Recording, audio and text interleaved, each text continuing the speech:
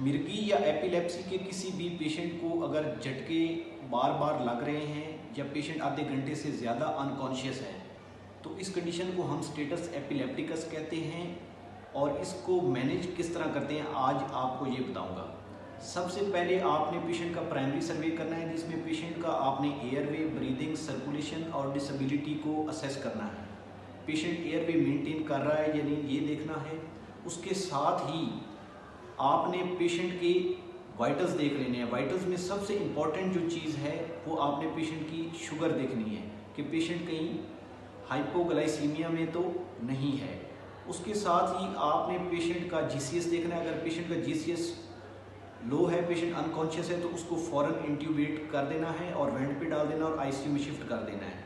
अगर patient okay है तो वहीं पे पेशेंट की आईवी लाइन लेनी है।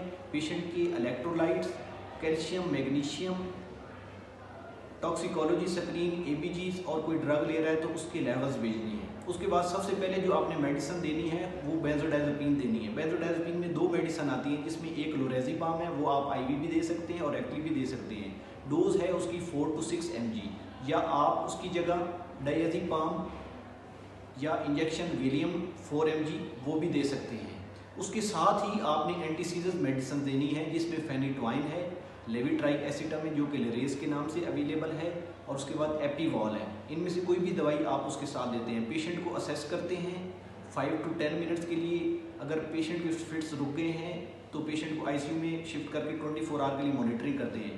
अगर 5 to 10 मिनट बस फिट्स नहीं रुके तो आप सेकेंड डोज ऑफ बेंजोडाइज़ेपिन्स देते हैं। उसके बाद पेशेंट को 5 to 10 मिनट्स के लिए फिर असेस करेंगे। अगर फिर भी फिट्स नहीं रुकते तो न्यूरोलॉजिस्ट को, अनेस्थीसिया को आप ऑन बोर्ड लेते हैं और पेशेंट को आईसीयू में शिफ्ट कर देते हैं। और उसके साथ ही आप सेकेंड डोज ऑफ एंटीसीजर जो है फेनिटोइन मिसाल के तौर पे पहले आपने दी थी, तो अब आप उसको लेरेस या एपीवॉल की डोज दे दें और पेशेंट को आईसीयू में शिफ्ट कर दें। बहुत शुक्रिया।